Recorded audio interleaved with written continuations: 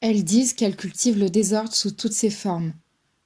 La confusion, les troubles, les discussions violentes, les désarrois, les bouleversements, les dérangements, les incohérences, les irrégularités, les divergences, les complications, les désaccords, les discordes, les collisions, les polémiques, les débats, les démêlés, les rixes, les disputes, les conflits, les débandades, les débâcles, les cataclysmes, les perturbations, les querelles, les agitations, la turbulence, les déflagrations, le chaos, l'anarchie.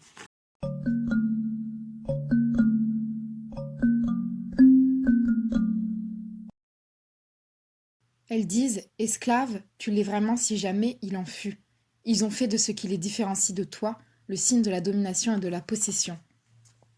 Tu ne seras jamais trop déterminé pour cesser de parler leur langage, pour brûler leur monnaie d'échange, leurs effigies, leurs œuvres d'art, leurs symboles. Elles disent: ils ont tout prévu. Ta révolte, ils l'ont d'avance baptisée révolte d'esclaves, révolte contre nature. Ils l'appellent révolte par laquelle tu veux t'approprier ce qui leur appartient. Elles disent: je refuse désormais de parler ce langage, je refuse de marmotter après eux les mots de manque, manque d'argent, manque de signes, manque de nom. Je refuse de prononcer les mots de possession et de non-possession. Elles disent: si je m'approprie le monde, que ce soit pour m'en déposséder aussitôt, que ce soit pour créer des rapports nouveaux entre moi et le monde.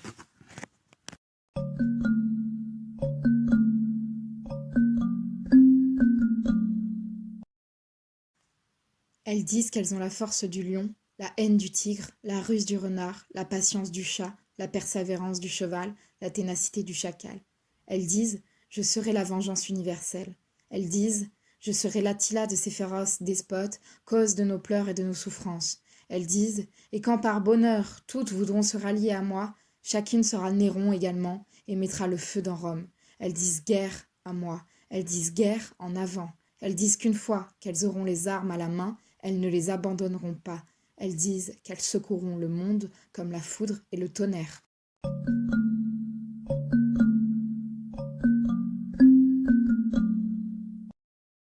Elles menacent, elles attaquent, elles conspuent, elles les invectivent, elles les huent, elles leur crachent à la figure, elles les bafouent, elles les provoquent, elles les narguent, elles les apostrophent, elles les malmènent, elles les brusquent, elles leur parlent crûment, elles les exècrent, elles leur font des imprécations.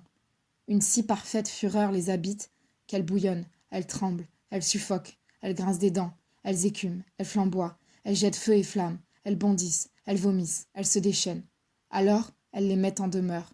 Elles leur mettent les couteaux sous la gorge, elles les intimident, elles leur montrent leurs poings, elles les fustigent, elles leur font violence, elles leur font part de tous leurs griffes dans le plus grand désordre, elles jettent çà et là le brandon de la discorde, elles provoquent des dissensions entre eux, elles les divisent, elles fomentent des troubles, des émeutes, des guerres civiles, elles les traitent en ennemis. Leur violence est déchaînée, elles sont au paroxysme de leur fureur, elles apparaissent dans leur enthousiasme dévastateur, les regards farouches, les cheveux hérissés, serrant les poings, rugissant, se ruant, criant, abattant avec rage quiconque dit d'elles que ce sont des femelles qui ressemblent à des femmes quand elles sont mortes.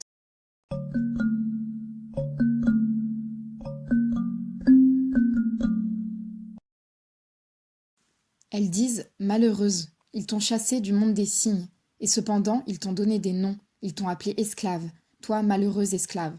Comme des maîtres, ils ont exercé leur droit de maître. Ils écrivent de ce droit de donner des noms qu'il va si loin que l'on peut considérer l'origine du langage comme un acte d'autorité émanant de ceux qui dominent. Ainsi, ils disent qu'ils t'ont dit: ceci est telle ou telle chose. Ils ont attaché à un objet et à un fait tel vocable. Et par là, ils se le sont pour ainsi dire appropriés. Elles disent: ce faisant, ils ont gueulé, hurlé de toute leur force pour te réduire au silence.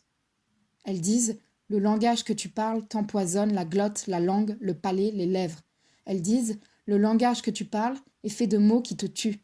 Elles disent: le langage que tu parles est fait de signes qui, à proprement parler, désignent ceux qui se sont appropriés, ceux sur quoi ils n'ont pas mis la main, ceux sur quoi ils n'ont pas fondu comme des rapaces aux yeux multiples. Cela n'apparaît pas dans le langage que tu parles.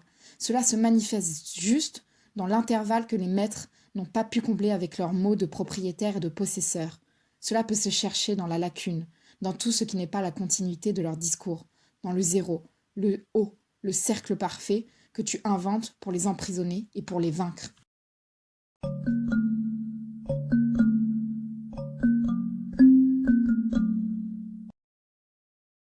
Elles disent « malédiction ». C'est par la ruse qu'il t'a chassé du paradis de la terre. En rampant, il s'est insinué auprès de toi. Il t'a dérobé la passion de connaître dont il est écrit qu'elle a les ailes de l'aigle, les yeux de la chouette, les pieds du dragon. Il t'a fait esclave par la ruse, toi qui as été grande, forte, vaillante. Il t'a dérobé ton savoir, il a fermé ta mémoire à ce que tu as été.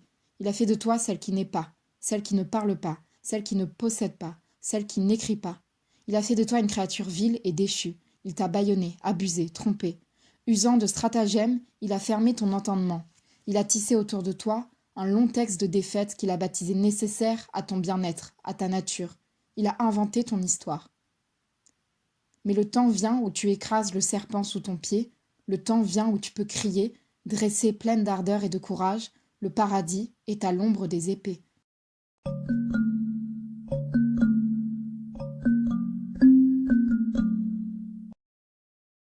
De la colline, elles descendent en portant des torches. Leurs troupes s'avancent, marchent le jour et la nuit. Elles disent « Où porter le feu? Quelle terre incendiée? Quel meurtre perpétré ?»